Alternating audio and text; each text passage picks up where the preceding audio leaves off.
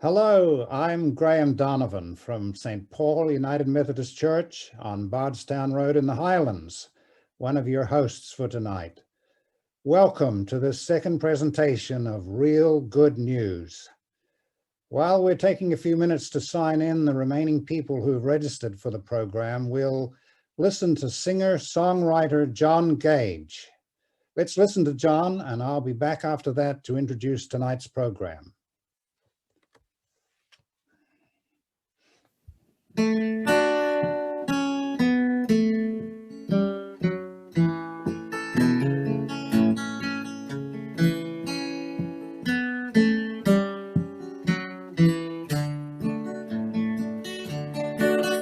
I live on a big blue bar.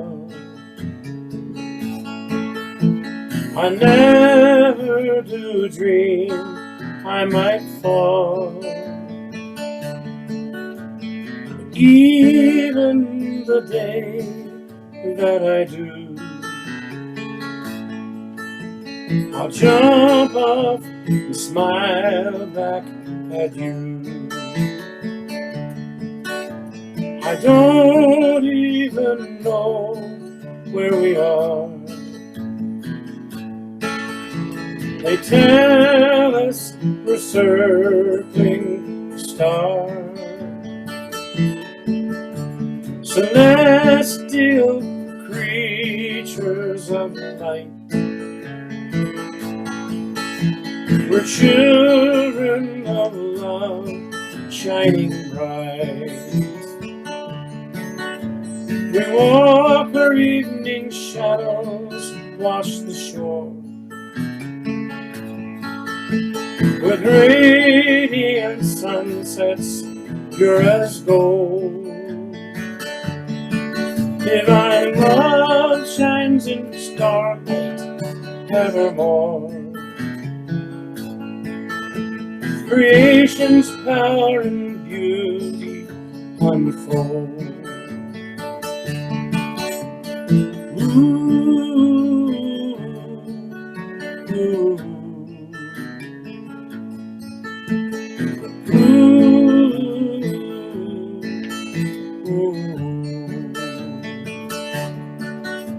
We're learning as children to let go, surrender to the sacred river's flow,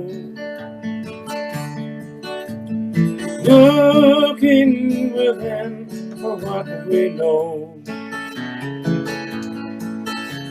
Spirit will guide us as we grow. We're riding the big blue ball. We never do dream we might fall. Universal love surrounds us all, sustaining all creatures, great and small. Oh, la la la, la la la la, la la la. We live on a big blue ball, and universal love surrounds us all.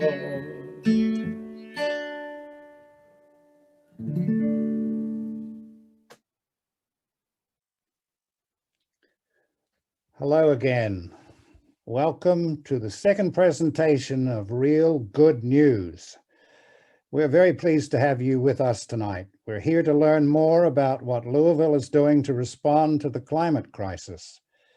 This follows the very successful program of last November 14th, when several members of the group 100% Renewable Energy Alliance of Louisville spoke about the resolution adopted by the Metro Council in February of 2020, just a year ago. That resolution calls for 100% clean, renewable energy, renewable electricity in all metro government operations by 2030. And it calls for 100% clean, renewable energy for all metro government operations by 2035. And finally, 100% clean, renewable energy for the entire metro community by 2040. These are big challenges, needing bold and urgent action. And Louisville has joined many other cities across the nation in pledging to meet these goals, to do their part to reduce carbon emissions and to address the urgent climate crisis we're facing across the globe. So what has happened in the 3 months since we last spoke to you? And what are some more details of the Metro Plan that will revolutionize the way we power our city? Tonight, we'll hear from Margaret Stewart, Sam Avery, and Roger Ohlman of the group 100% Real about this. We're also very pleased to welcome Metro Councilwoman Nicole George, who will tell us about the plan from the council's point of view. We'll also hear from Dawn Cooley, who heads up Kentucky Interfaith Power and Light, one of the volunteer groups in the Alliance working hard to build green energy solutions. Dawn is kindly handling the technical side of this Zoom meeting as well and signing in all of us.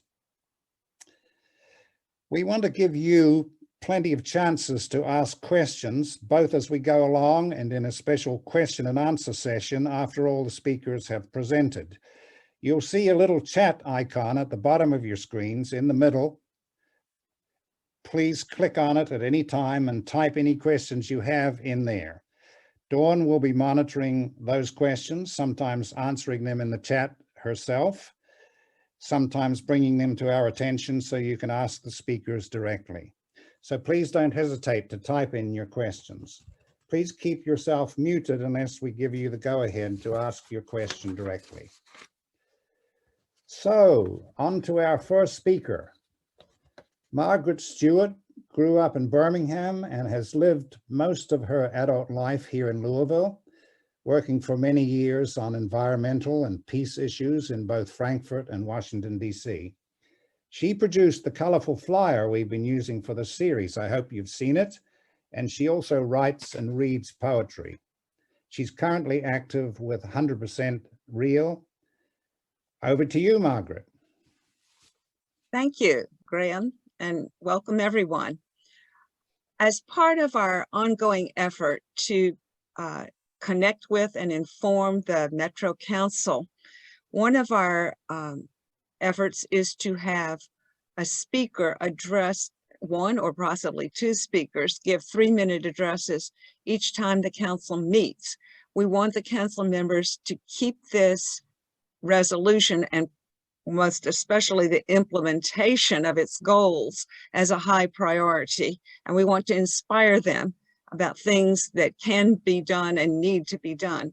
So starting this year, Sam Avery on January 28th addressed the council, reminding them that renewable energy is the only future available to humanity. He emphasized the importance of local action to address global problem of the climate crisis. And he reminded the council members that we need LG&E to abandon fossil fuels. And if they don't do that, then we need to find another supplier. In February, Roger, at the first meeting of the council that month, emphasized the energy savings and longevity of streetlights, the energy savings and the cost savings when we convert to LED lights. And he reminded the council that other recommendations contained in our Louisville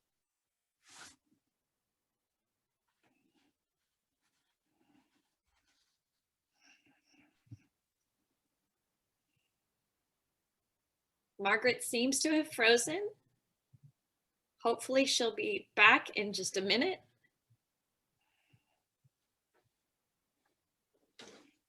Margaret? right. Well, Margaret seems to not be returning to us today. We always have technical problems. This is the disadvantage to Zoom right here. So what I think we should probably do is move on to. Yep, Margaret's gone. So her connection must have dropped. We will come back to Margaret. And since I'm the next speaker, I am just going to go ahead and jump in if that's okay with you, Graham. Yes, please go ahead, Dawn. Excellent. Hi, everyone. Margaret would have told you that I'm the Reverend Dawn Cooley. I'm a Unitarian Universalist minister, and I am the Executive Director of Kentucky Interfaith Power and Light. I took over for Tim Darst about 16 months ago. I'm sure a lot of you know Tim. Kentucky Interfaith Power and Light has been around since 2007, helping faith communities and people of faith to live their values of creation care by reducing their carbon footprint. Our mission is to mobilize a religious response to climate change and the social injustices that it creates. And we do this with three components: education, advocacy, and action.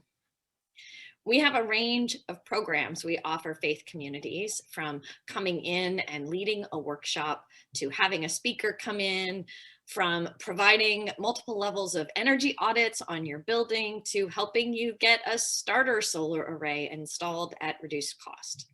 There's a lot of information on our website, which I encourage you to check out, and I'll put in the chat in just a minute. It's kentuckyipl.org. But if you want to know how to reduce your energy bill, you can find information about that in a lot of different places. I think what really makes Kentucky IPL special is the network of faith communities that we bring together. We believe that we are smarter together. We can do more together. We can have a greater impact together. Our network of faith communities shares information with each other. For example, if one faith community is thinking about putting in a rain garden, there are other faith communities that have done it and can offer advice or suggestions. Our network of faith communities also advocates together. For example, many Kentucky IPL partners are writing to the Public Service Commission about the current LG&E and Kentucky and KU rate case. I know many of you have as well. But our partners are writing specifically as people of faith, because we know there is power in claiming our religious grounding here in Kentucky. Lastly, Kentucky IPL does programs like this one, or like the film series that we just completed, Facing Winter, Exploring the Human Impact on Creation, or the next film series that will be starting in April called Engaging Spring, We Got This. This series will screen short films about communities who have taken on the extraction industry and won. We also hope to be offering eco-grief groups later this year, where folks can process their grief around the status of the world that we are passing on to our children. Kentucky IPL resides at the intersection of spirituality and sustainability, or as we sometimes like to say, at the intersection of ecology and theology. Many of us are called to care for this planet, not just by science, but also by our religious faiths. I invite you to check us out at kentuckyipl.org or email me at director@kentuckyipl.org, and I will put both these in the chat. And I see that Margaret has returned. And so let's see if she's ready to go. Margaret, just give me a second and I will unmute you so that you can continue your conversation. All right, Margaret, you should be able to unmute yourself now. Yes, it worked. Well, I didn't have much more to say, but a few words. Gary Watros addressed the Metro Council also in February on the 25th. And he stated to the council members that solar is now the cheapest energy available. And he asked the council members to consider doing a public demonstration solar project, perhaps on the main public library. We've done some investigation into that, and it looks like a strong possibility. Tim Darst spoke this past Thursday to the council, and Jean Christensen is scheduled to speak coming up on the 25th of this month. And I was going to turn it over to you, Dawn. You've done your part, I think. So I'll get back to you anyway. That's all right. And I will just introduce our next speaker, who is Sam Avery. Sam is an environmental activist and a member of the Renewable Energy Alliance of Louisville and author of The Carbon Boycott. Take it away, Sam. Thank you, Dawn. This next section, we're calling Under the Hood. And the reason for that is that we throw a lot of terms around in the renewable energy business, and not everybody knows what they mean. So I'm going to talk here the next few minutes about something called a kilowatt hour. Now, we've all heard of kilowatt hours, but does anybody know what they mean? And also, what's the difference between a kilowatt hour and a plain old kilowatt? We tend to get them mixed up too. Kilowatt is a measure of power. A kilowatt hour is a measure of energy. So power times time equals energy. Kilo simply means 1,000. Like 1,000 watts is the same thing as a kilowatt, or 1,000 grams is the same thing as a kilogram. 1,000 meters is the same thing as a kilometer. So a watt is the same thing as a horsepower, or it's not the same thing, but it measures the same thing. Like a 600 horsepower Mack truck is also a 447 kilowatt truck. Now, truckers don't like to talk about their rigs in terms of kilowatts. It sounds too much like a light bulb. They like something that makes a little more noise. So they tend to prefer the term horsepower, but it's like feet and inches. It's the same basic thing. Now, where a watt or a kilowatt measures the power of the engine, the kilowatt hour or the energy is a function of the fuel that you put in the engine. If you have enough fuel to produce 1 kilowatt hour, you could run that engine, a kilowatt engine, for an hour. The energy is a kilowatt hour. If you have twice as much fuel, you'll run it for 2 hours. Okay, so that's the difference between those two. Energy is a kilowatt hour of energy is produced by about a fistful of coal or by a half a cup of gasoline. That's how much energy is in those two things. Also, a solar panel left in the sunshine for a day produces about a kilowatt hour of energy. Now, you can already see why fossil fuels are really great. You know, they're more compact and they're mobile. You can pick up that pound of coal and take it with you, or you can take the gasoline with you in a tank, whereas a solar panel has to sit motionless in the sunshine all day long to produce that kilowatt hour. But of course, the advantage is that the same panel can produce another kilowatt hour tomorrow and the next day and the day after that for free, without using any fuel and without burning anything. So what's the arithmetic behind what I just said? A solar panel. A good solar panel these days produces about 400 watts of energy. And your average day around this part of the world is equivalent to about 2.5 hours of good sunshine. You know, if you take into consideration the early morning, the late evening, cloudy days, and so forth and so on, you're only going to get about 2.5 hours of really good direct sunshine every day. So if you take 400 watts and multiply it by 2.5 hours, how many watts you're going to get? 1,000. That's 1 kilowatt hour on average. Now, the average household uses about 30 kilowatt hours a day. So how many solar panels are you going to need on the average house? 30, okay? And most houses have that much roof space. It's not all going to be properly oriented, but that's about the kind of roof space you're going to have anyway. The next thing, of course, is on top of your household needs, what if you want to drive an electric car? And the rule of thumb here is that 1 solar panel will get you about 1,000 miles of driving every year. So if you drive 10,000 miles a year, get another 10 solar panels put on your house. So that's a total of 40 solar panels for the average household. If you're careful with your use of electricity, you're not going to need that many. If you're not careful with your use of electricity, if you waste it, you're going to need 100 panels on your house. It's all a matter of how many kilowatt hours you leave those light bulbs on.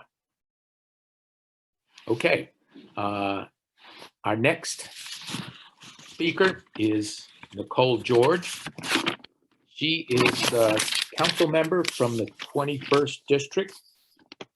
She's also chairwoman of the Public Works Committee. And most importantly for us, Nicole was one of our co-sponsors of the resolution for 100% renewable energy. So she was instrumental in getting it through committee and getting it passed in the full council. Thank you very much for that, Nicole. And take it away, please.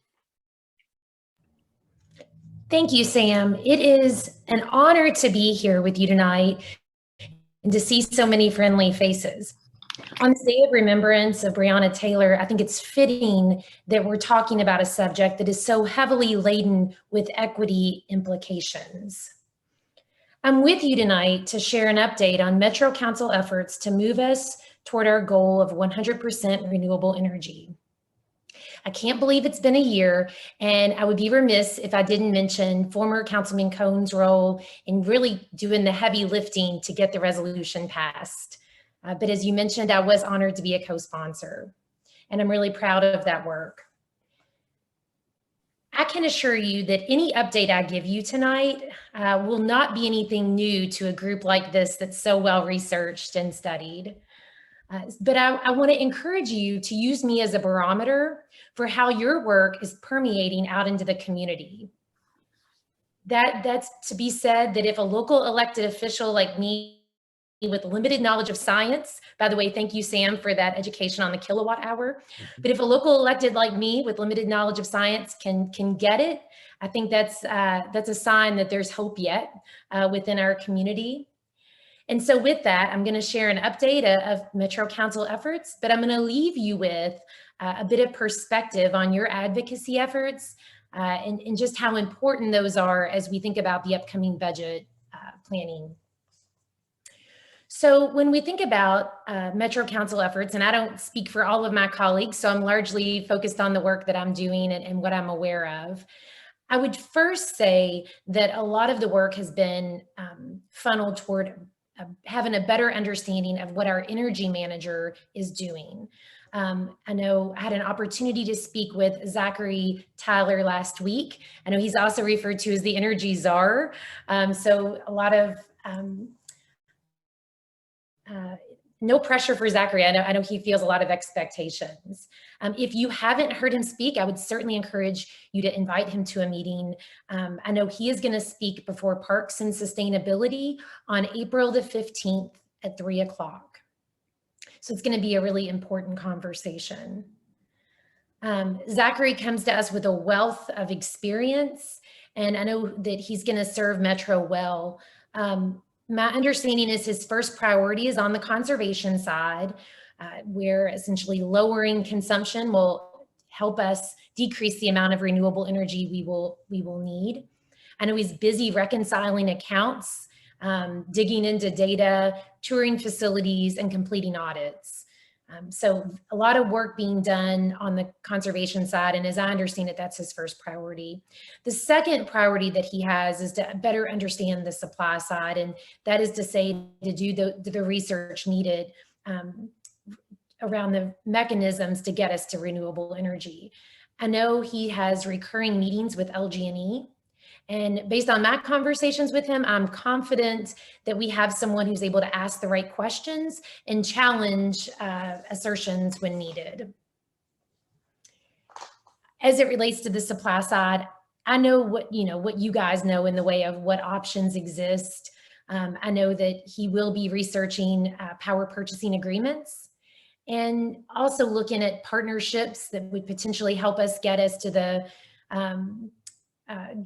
threshold needed to be able to have a PPA. I know he's also looking at municipal managed utility options. All that to say, our energy manager is very busy. One of the things that has quickly come to my attention is the fact that he can't do this work alone, that the biggest challenge for him is to not overwhelm him and to be realistic about what he's able to achieve without additional support. We want to see him be able to focus his efforts and not chase every ball, so to speak. And I'm as guilty as anyone. I sent him an email last week asking about a streetlight audit. And so, you know, I would just say we need to be conscious as we're thinking about the upcoming budget of what he's able to accomplish and what supports he's going to need. So energy manager has been my first focus.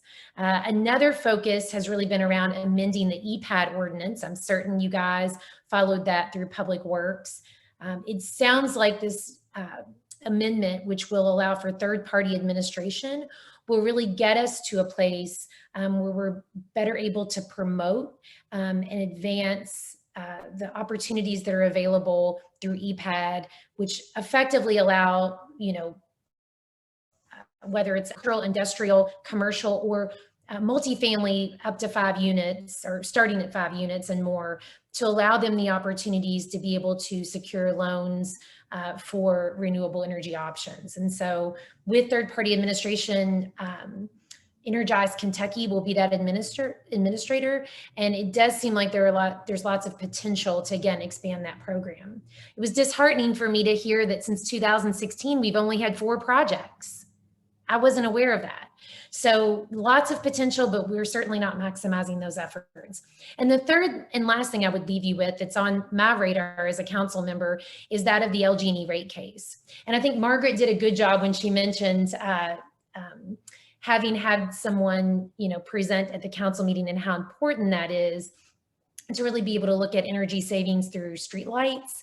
I know that is certainly something that's on a lot of the minds of my colleagues. I think following the LG&E rate case is helpful because I do see the potential. I think if anybody hasn't heard or read the testimony of Richard Bunch, it was certainly compelling. And so with that, you heard me say, I asked our energy manager, like, is there an opportunity to do a streetlight audit? Because that's something that certainly is needed if we're to make the case for conversion. Lastly, I want to leave you guys with just the value of your work around advocacy. It matters. It certainly matters when we talk about how the resolution came to be passed in the first place. I would encourage you as we move through the budget process to really be thinking about those things that are needed to support the work of the energy manager. So whether we're talking about dedicated controls, having a control technician, what are some really practical supports that they're going to need to advance the work, and be thinking about and advocating for that. The second thing I would say is that you guys do an excellent job being present at the council meetings.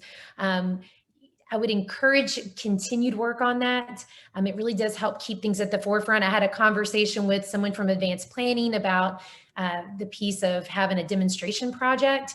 My understanding is we have small demonstration projects, but not big ones. And so that's certainly something we need to explore more. And so please continue those efforts. Also have individual conversations with your council members. Again, particularly as we think about with the budget. As you guys will remember, the resolution, when it passed, it was passed on the basis that, you know, it's like as the metro budget allows, as I believe how it's worded in the resolution.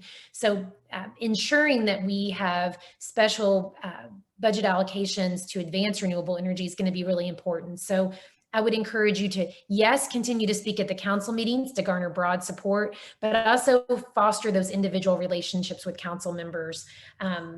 And then the last thing I would encourage is just, again, a continuation of what you're already doing. You guys do a really excellent job of reporting out and drilling it down in simple ways for people who have a limited bandwidth, such as myself, to be able to understand. And so I think about the takeaways that you guys build into your reporting that's really important, and they've resonated. So again, components like the street lighting, the conversions to LED, that was in that report, and it's something that resonated with me. So I would just leave you with continuing to take complex complex topics and drill it down into simple, actionable takeaways, because that's really important for folks like me. So with that, that's all I have to say. I'm certainly willing to entertain questions or just hear comments. I'm really here to learn from you guys. I meant what I said when I said, consider me the barometer. I'm not going to share anything with you don't already know, except maybe, hopefully, just give you a little faith that your message is being heard. So with that, I'll take questions and comments. I was going to say, we do have 2 questions in the chat for you. The first is, could you give a budget timeline coming up? So it's interesting that you say that, because this year we've really started sooner, and a lot of folks will know that. So traditionally what happens is the mayor will present the budget in April, and then we have a round of budget hearings that take place up until when the budget is passed in June. Usually it's like the 2nd or 3rd week in June. And so one of the things, and again, I'm preaching to the choir because I trust you guys understand the budget process, but I think it's really important for folks to understand the need to kind of get out in front of some of this. Oftentimes I hear from folks who are disappointed because of the last budget, the last meeting where the budget's passed, something they wanted wasn't in it. And what I would say is, understand by the time it makes it for the last vote, those compromises and those pieces have already been kind of hashed out amongst my colleagues. So please encourage people, though, to be paying attention sooner rather than later. This year, I know Councilman Hollander is committed to having folks present in advance of the budget hearing. So like at the last budget committee, we had a series of speakers speak about reimagining public safety. And I believe the next budget committee meeting will be focused on quality of life improvements, things for us to be thinking about in the budget. So maybe to leave you with an action, I would say, think about where you fit into that, and maybe think about asking Councilman Hollander if there's an opportunity to speak before budget, even if it's only for 10, 15 minutes, because what he's been doing is kind of having a panel almost of folks come to speak. But even getting 10 to 15 minutes of concentrated time would be really helpful. And so to answer the question, budget process in my mind is year round. Maybe minus July. We get a bit of a reprieve in July. Thank you. And then the other question is that Councilperson Armstrong, Cassie Chambers Armstrong, has expressed an interest in a resolution calling for a good settlement on the LG&E rate case. Would you be interested in working on that as well? Yes, of course. And I wasn't aware of that. So I would just say I look forward to seeing whatever she's working on. Thank you, Nicole. You have been very frank and your answers have been full of candor with us. And we were very pleased with your presentation. It's very encouraging, actually, to hear the actions that have already been taken. We were very impressed with the new energy manager when we had him to speak at the real meeting earlier this week. And we're looking forward to a very fruitful dialogue with him and with you and the other council people who have been so good about this resolution. Before I just pass on, I would like to ask you another question, if I might, taking my prerogative. I noticed that in your district, in the 21st district, you have the Muhammad Ali International Airport, which struck me as being pretty huge user of power. And I wondered if you might consider or think about a dialogue with them as one of your constituents in your district. Yes, I think that's a great idea. To be honest, that's not something I've considered. So I think that's the value of what you're doing right here with these presentations. And so, yes, I would say, we have several. So whether it's the airport, whether it's UPS, definitely would be interested in willing to have that conversation. What I would ask of you is to consider, in advance of a meeting, what is it that we want to communicate and what is it that we want to ask? There's probably a lot of opportunities to learn as well. I know there's tremendous amount of renovations taking place at the airport. And so, you know, what is it we can learn? What do we want to communicate? And what do we want to ask? If you want to provide support to me in doing that, I'd be happy to make the request. Thank you. I wasn't actually thinking of support, but we'd be very happy to provide support. Yes. Dawn, are there any other questions for Nicole before we turn over? Nope, that is all the questions that are in our chat. All right, thank you. We might have, some people might think of something a little later. So I'm going to go on now to welcome back Sam Avery again, who's going to speak to us about some global issues dealing with the climate crisis. Over to you, Sam.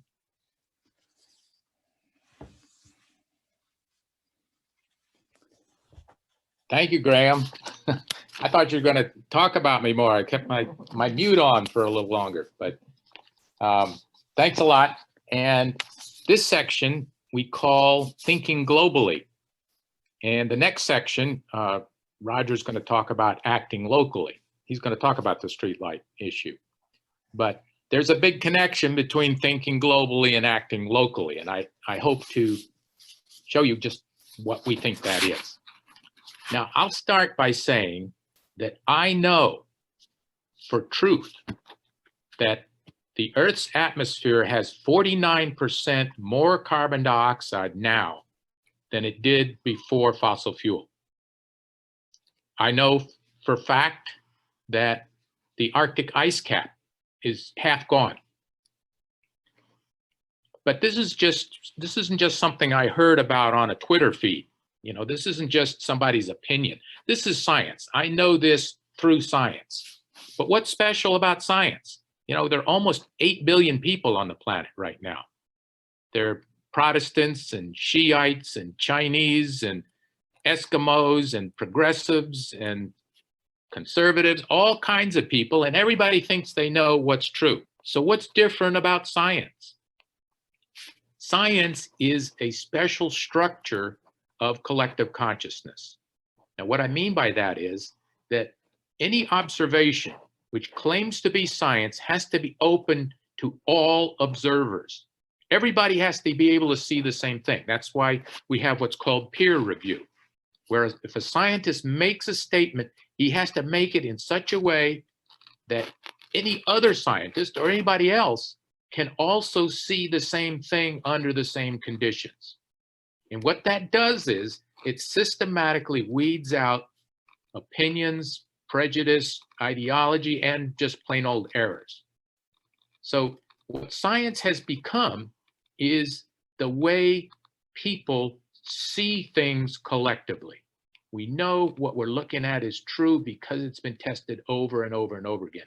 And scientists make a big deal of trying to prove other scientists wrong. So when you see something that comes out of a scientific report, you're going to know that a lot of people have tried to prove that it's untrue. And so what's left over, the debris that's left over after the scientific process, that's what you can determine to be true. So what we see collectively is science. What we do collectively is politics. Science doesn't tell us what to do. It shows us what's going on in the world, but then we're left to figure out what to do on our own. And the only way we can act collectively is through politics. Now, political truth is not quite the same thing as scientific truth. And some people would say that politics doesn't deal with truth at all, only with power. Sorry, Nicole, I didn't mean to say anything bad about politics, but I believe that there is something called political truth, but it's something that comes out over a period of time. Everything that's true politically and in human relations in general has to withstand the test of time. Now, politicians come and go, ideologies come and go, political parties come and go, but what remains after the years, after the decades, after the centuries, truth gradually works its way to the surface in the political realm. An example of that is human equality. You know, human equality is something that really was not even an idea not so long ago. But over the decades and the centuries, that essential truth is coming to the surface. It's been tested over and over again, and we're beginning to see that as a universal truth. Now, I believe that in time, scientific truth becomes political truth. I believe that after a period of years, there will be political consensus that yes, in fact, the Earth's atmosphere is deteriorating. After a while, we'll all agree that the polar ice cap is disappearing and we have to do something about it. That's going to happen in time, no matter what we do, even without advocacy. But the reason we have advocacy is that we need to bring that truth to the surface sooner than would come naturally. And the fact that when we're actually advocating to bring something out in the open, to reveal a truth, that truth, we can't be sure of what that truth is until some point in the future. So we can't always claim to own the truth. We can't claim that we know what the truth is and our opponents don't know what it is. We can't do that. Let me read the next part. When we speak, when we advocate, when we demonstrate, we allow truth to rise, but we never know exactly what it is. We cannot claim to own it. If you believe in human equality, if you believe that the earth is damaged, if you believe that trees and rocks and rivers are alive, that birds and deer and deserts are part of a larger living whole, if you believe that life is the reason to live, your opinion leads you to speak, to advocate, and to demonstrate, but you cannot know how truth will manifest. You rarely know and rarely see the full truth of your labor.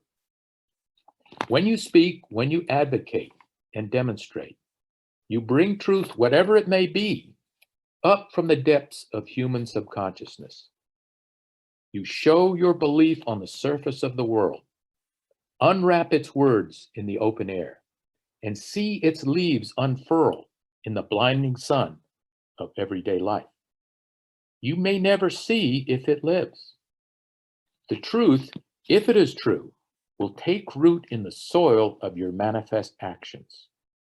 The fruit of your actions will be the product through time of air, water, and light. We need to agitate truth to the surface because there's not enough time for it to rise on its own. So we of the Renewable Energy Alliance of Louisville, or REAL, our struggle in the city of Louisville is to bring scientific truth into political truth. We're taking note of something we see happening in the world and we're pointing to it. And I've always felt that was the real purpose of political activity. Years ago, when I was very active against the war in Iraq, when I was, even before that, against the war in Vietnam, whenever I've demonstrated against fossil fuel, I never felt like I was working on the level of an opinion. In other words, I never thought that I was actually getting somebody to change what they said they believed in. But what we were doing, standing on the street corner, holding a sign, is we were making people look at that war, making people look at what that fossil fuel is doing. Let them see it for their own. Let's go deeper down than just dealing on the level of opinion and prejudice.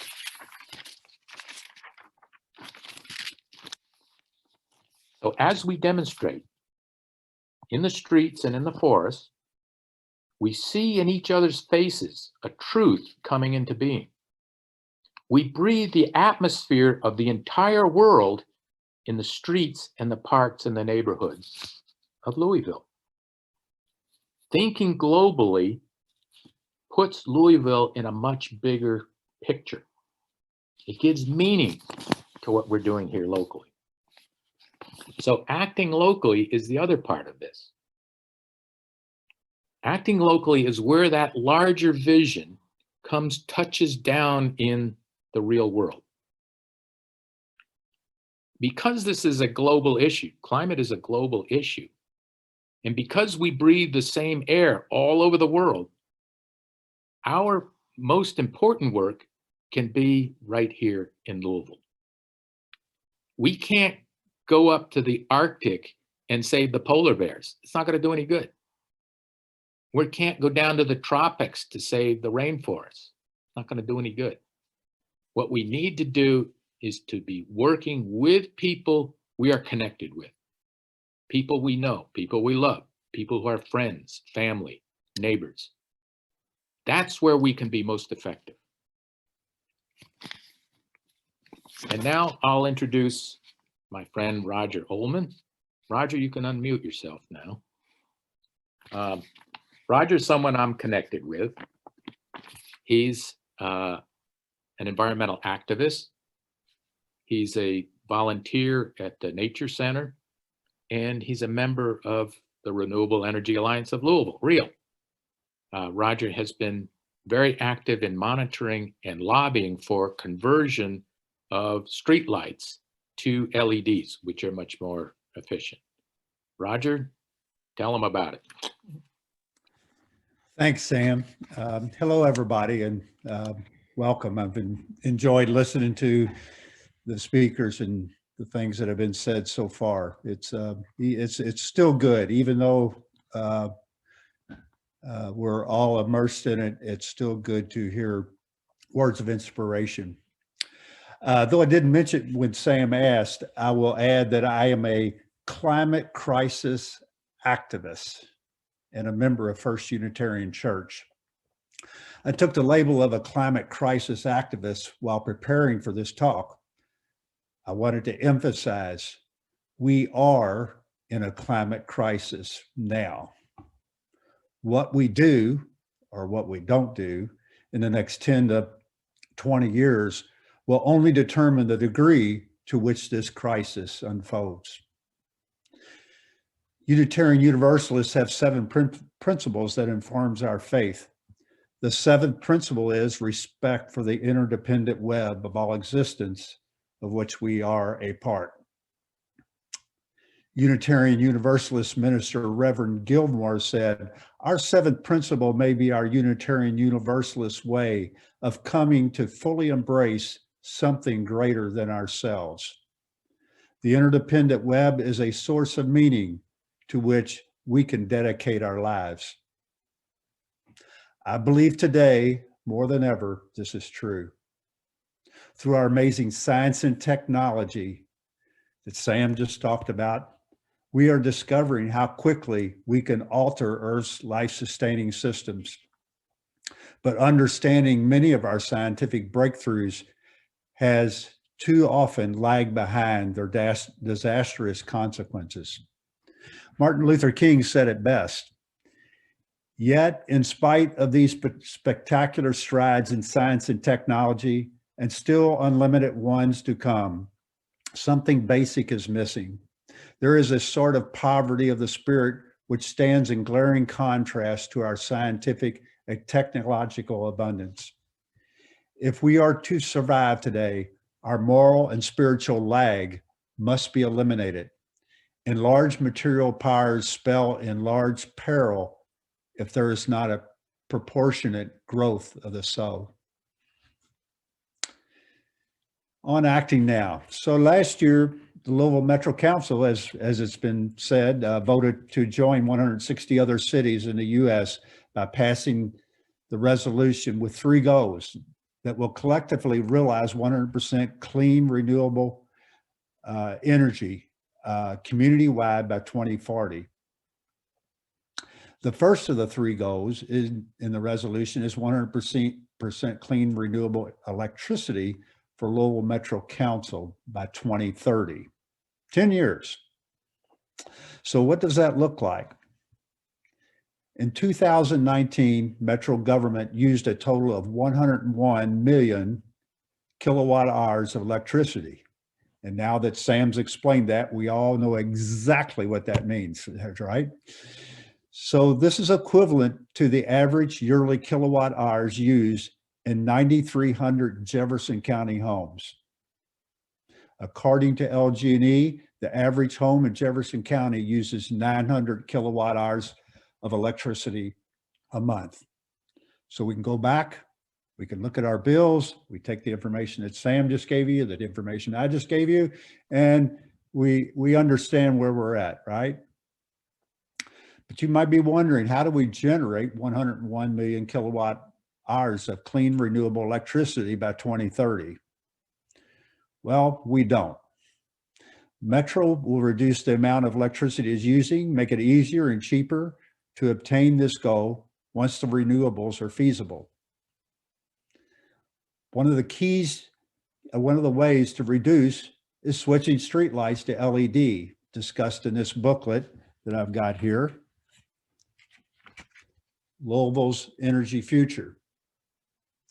Like many suggestions in the booklet, LEDs will not only reduce electricity usage, but in the long run, they will also reduce our electricity costs. Switching to LED streetlights will reduce the electricity Metro uses by 20%.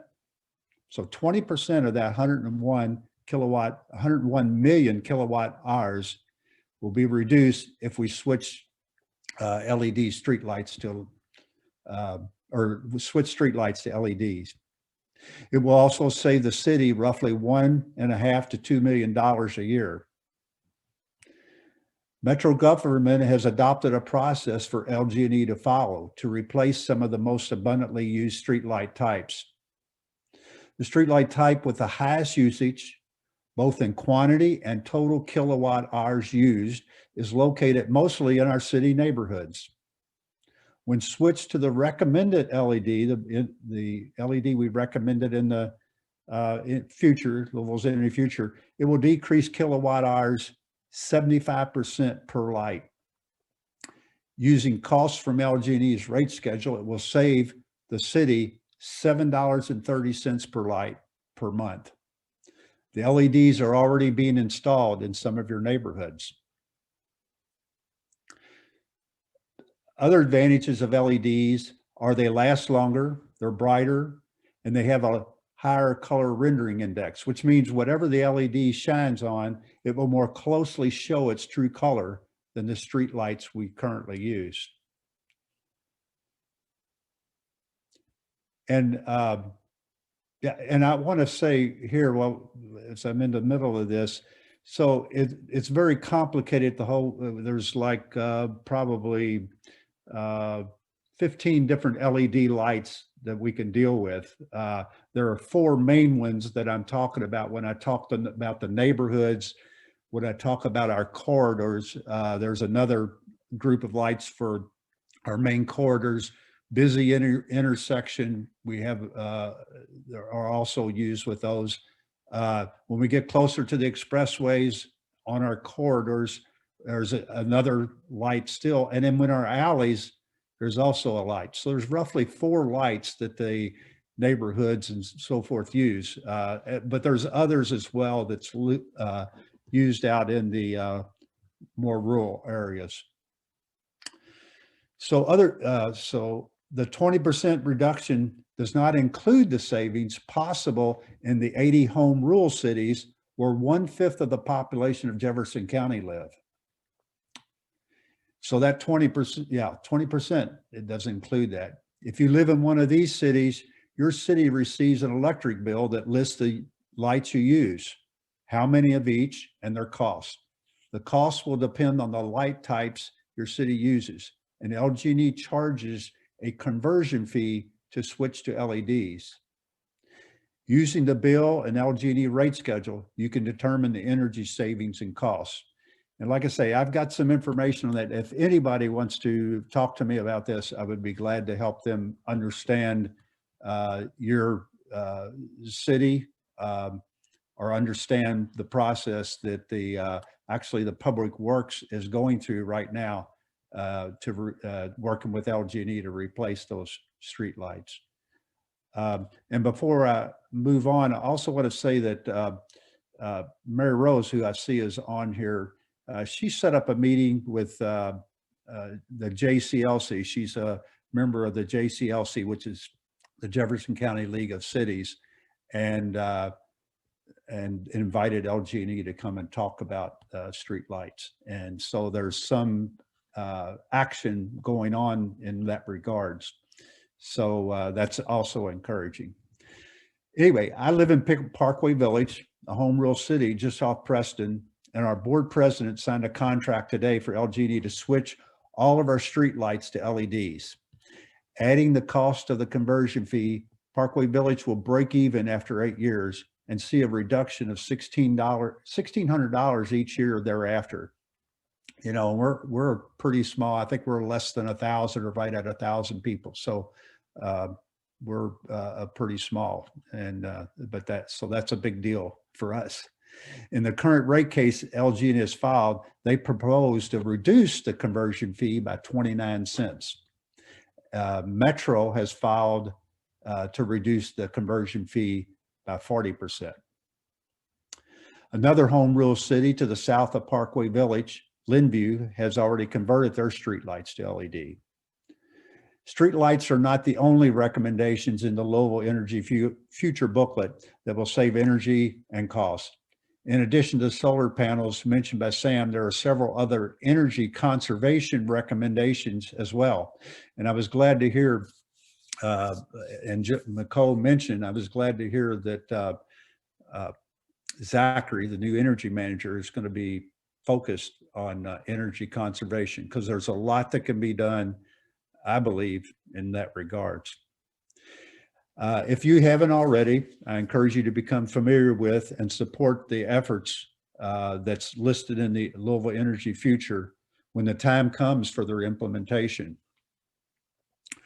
Lastly, in his book, Earth in Human Hands, the astrobiologist David Grinspoon wrote, "We are the species that can change the world and come to see what we're doing. The possibility that might integrate that awareness into how we interface with the Earth system is one that should give us hope." Thank you, everybody. Thank you, Roger. And we do have a number of questions for you that I'll read. The first one is that Paul says that his understanding is that LEDs have a potential to be internet connected. Is there smart technology or algorithms that could be used to coordinate usage and further reduce energy use?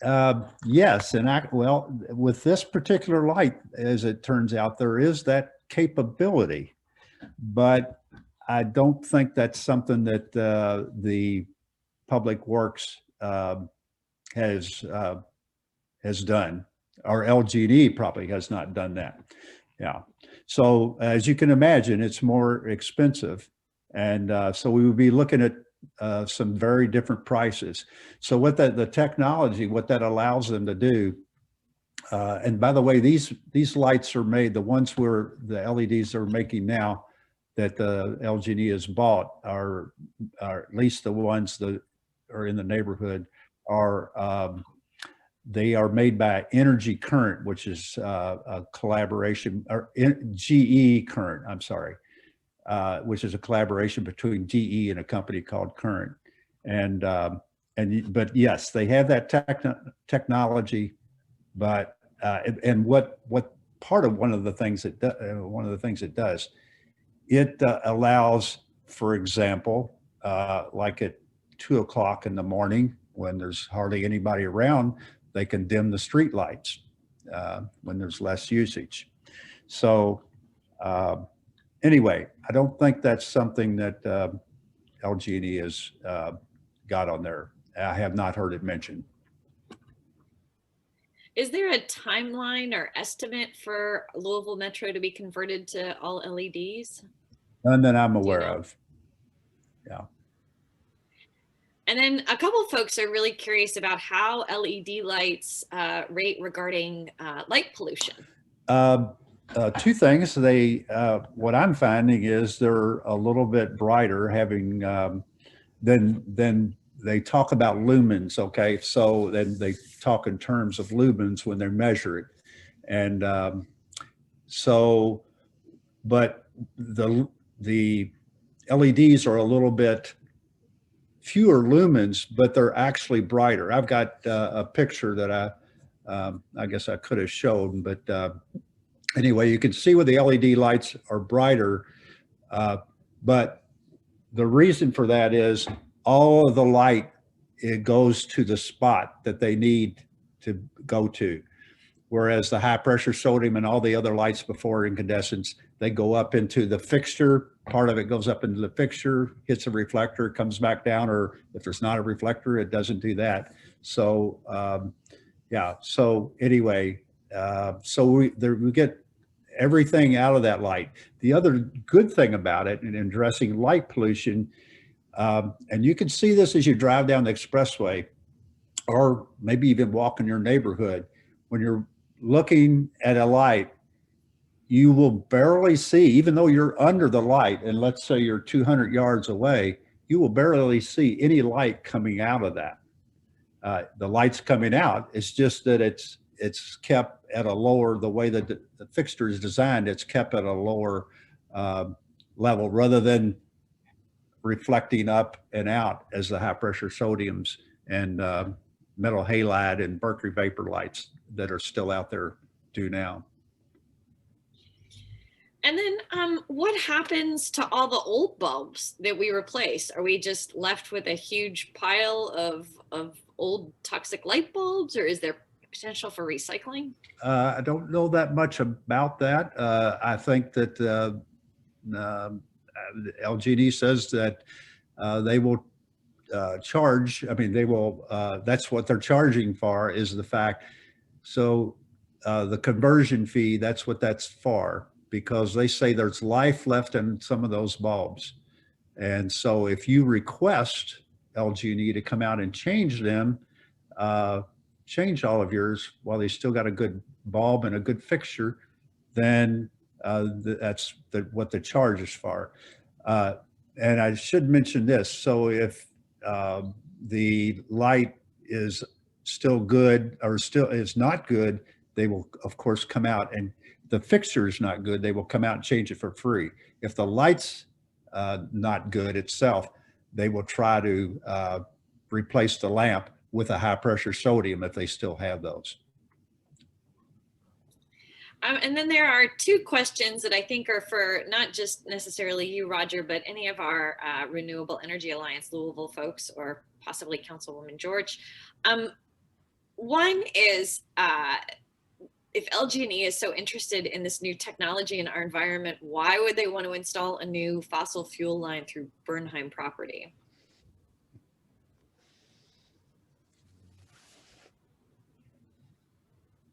Well, I could take a stab at that one. And the first thing I would say is that LG&E is interested in environmental issues to the extent that we are interested in environmental issues.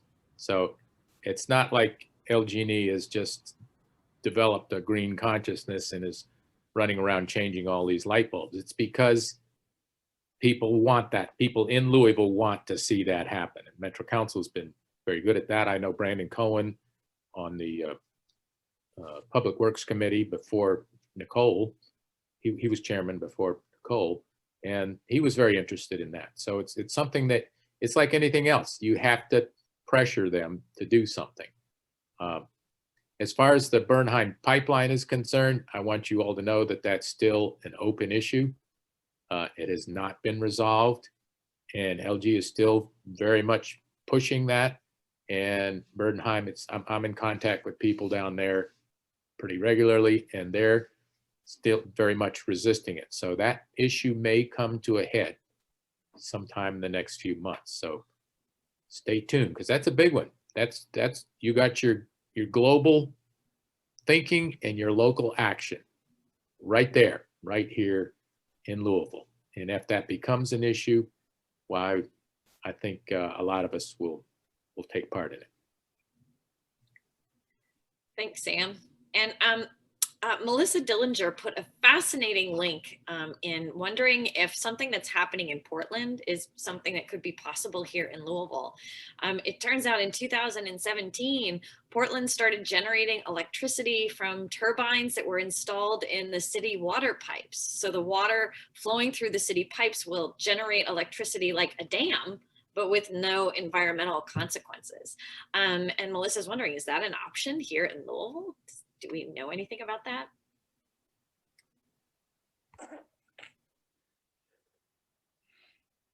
Sam, do you have anything to say about that, or do you know anything about that I technology? don't know about that, no.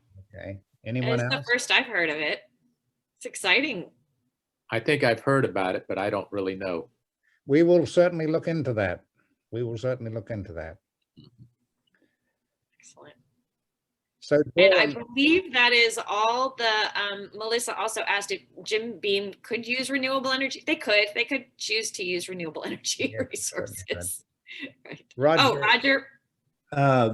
You know, speaking of the distilleries, Jim Beam is not Brown-Forman, but that's one of the things that in researching what some of the local companies, corporations are doing, Brown-Forman actually has purchased 90% of their energy in the U.S., electricity generation energy in the U.S. at their plants and so forth in the U.S.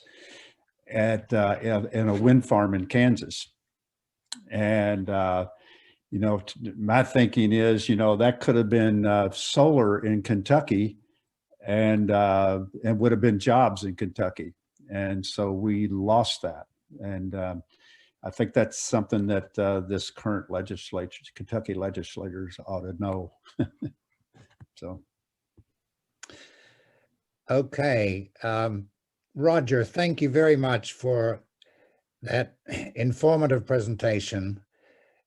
We really admire your meticulous attention to this issue, which has already borne fruit in numerous areas of the city. And I would like to say, as somebody who's relatively new to Louisville, that working with REAL, 100% Renewable Energy Alliance of Louisville, has really taught me already a lot of things about this city that I didn't know. And I expect to learn a lot more as time goes on. And one of the things I did not know to begin with was that Jefferson County and the metro area of Louisville includes these 80 little tiny fiefdoms, if you like, that are left over from the past. And one of the things that they're in charge of is streetlights. And so I will not look at the streetlights again the same way as I did before, Roger. So thank you for your presentation. And I would like to ask Nicole George if she might just comment on the relationship between the metro government and the governments of these little fiefdoms in respect of streetlights. Could you just explain that to us so we can learn a little bit about the politics of that? Well, I'm not sure. I'm happy to respond. I'm not sure that I'm the best person suited to answer that. In District 21, we're like 90% of District 21 is urban services.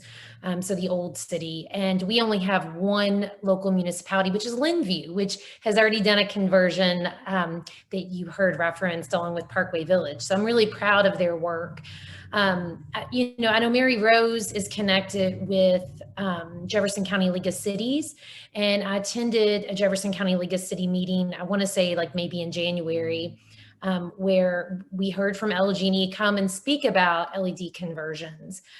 So I know it's something, you know, Jefferson County League of Cities is what binds us all together. I know it is something that is, you know, has broad interest for people, no matter what area of the city you live in. But I think, you know, when you speak about the politics, and, you know, I probably should be careful and only speak about what I know. It is really difficult with some of our local municipalities simply because they have their own tax base, they have their own interests. Oftentimes they're less connected with their council members simply because they're, you know, they're self-sufficient in a lot of ways. And so I think being able to advocate through Jefferson County League of Cities is one good mechanism. Again, Mary Rose might be in a better position to speak to that given her role with the organization.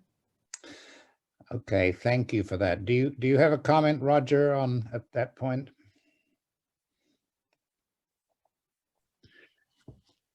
I don't know if I should say this or not, but I know that, oh, Mary Rose, there she is on the on the call, so on the Zoom. So if she wants to say something, I don't know, can she unmute herself? She can't, but I can invite her to. Hold on one second. All right. I hope I don't hear about this later.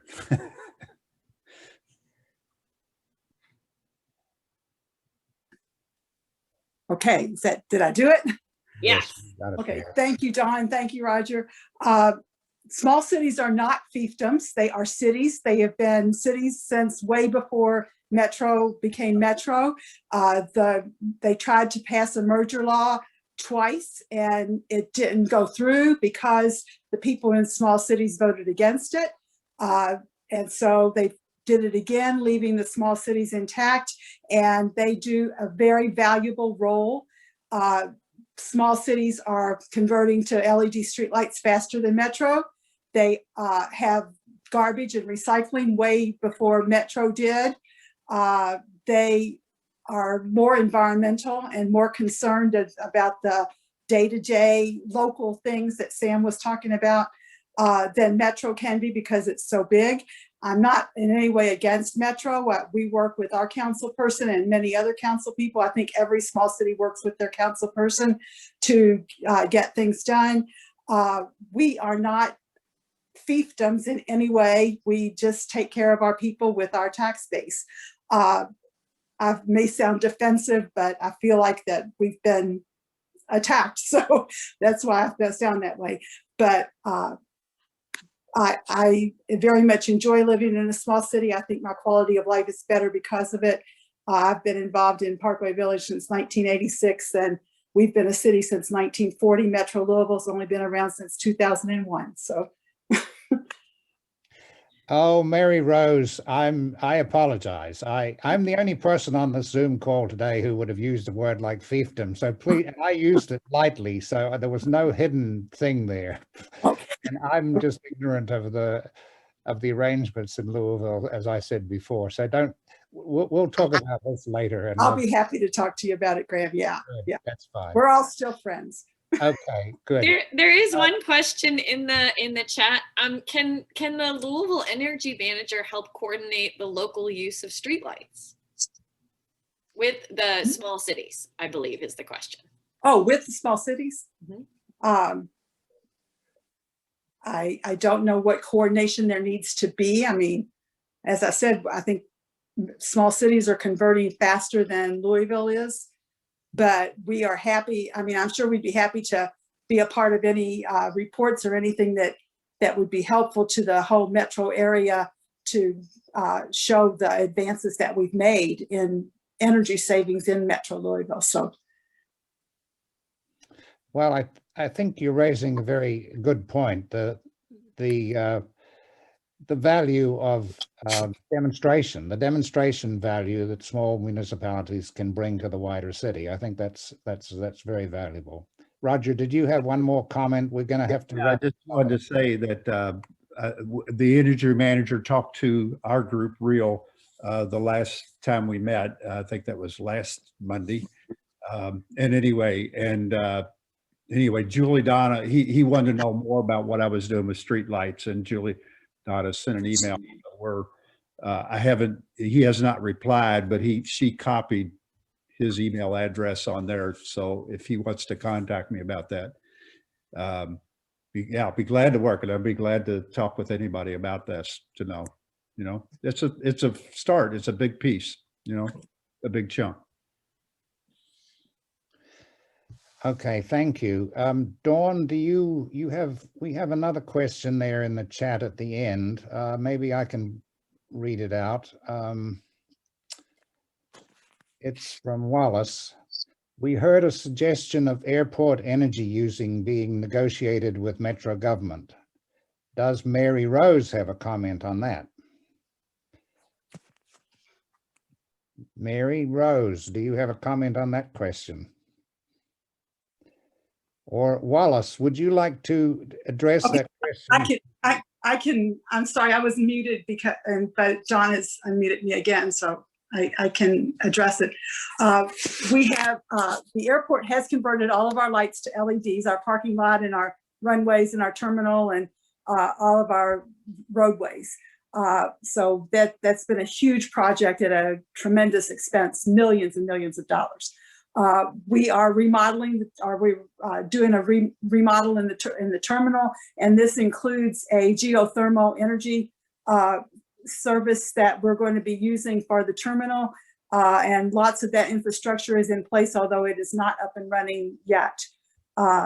Other than that, I've been encouraging them to put in plug-in stations for electric cars, both for Ubers and Lyfts and taxis, and for parking lots and for employees. So hopefully as more electric cars get around, they'll be able to plug in at the airport.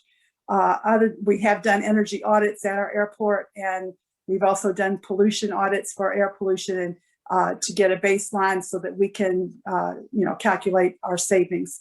I'm sure there are lots of other things. I think on Earth Day, the airport is going to do a little video to tout some of the things that we've been doing for our energy efficiency. So that's what I know about what we're doing.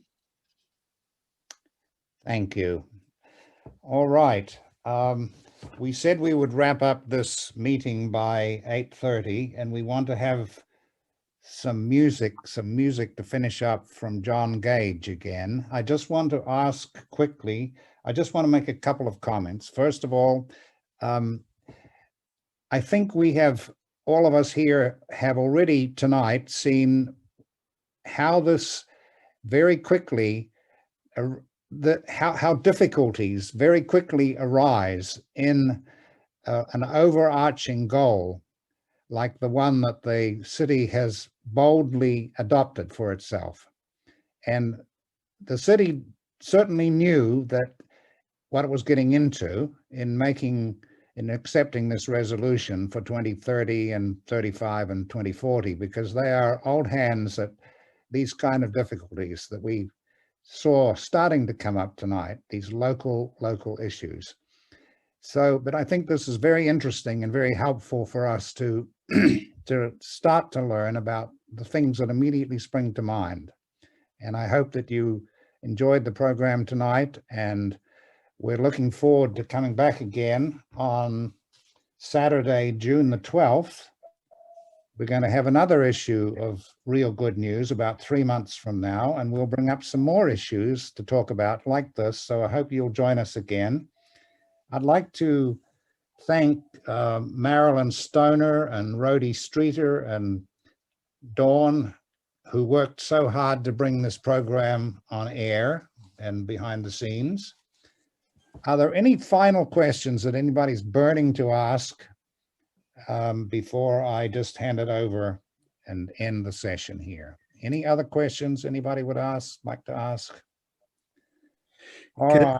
Can I ask Nicole? I heard her talk something about Energize Kentucky, but I didn't hear all of that. And I want, maybe she could just send me an email, or I would like to know more about that.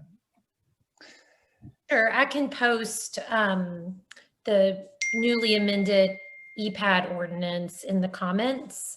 And Energize Kentucky is the third-party administrator of Epad. Epad is also known as Chase nationally. So our energy project, oh my goodness, what does it stand for? Energy Project Assessment District is what Epad is.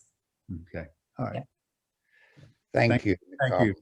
And thank you again, Nicole, for coming along tonight and being in our meeting. You have made a great contribution, and we really appreciate that. My pleasure.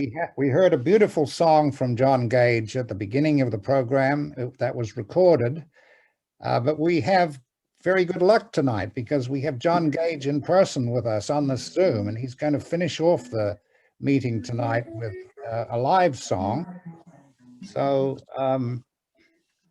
I'm going to turn it over to him, And at the end of that, we'll all say goodbye to each other and look forward to coming together again on June the 12th. So over to you, John. We welcome you and we're looking forward to hearing your closing music. Thank you, Graham. It's an honor to play for you. I consider this a rather august gathering of folks with who have blended a lot of knowledge and awareness with the will to act. And that's powerful to me. So hopefully we can provide something that will egg us on a bit. This is a melody you should remember, Peter, Paul, and Mary's song, written by an old folk singer named Travis Edmondson. He traveled around, he was known, but not that much. But I unabashedly stole the melody to write my own song. So I'm borrowing it without permission, but don't tell anybody. I don't think we'll be in too much trouble. This is a song I wrote called Speak Your Mind.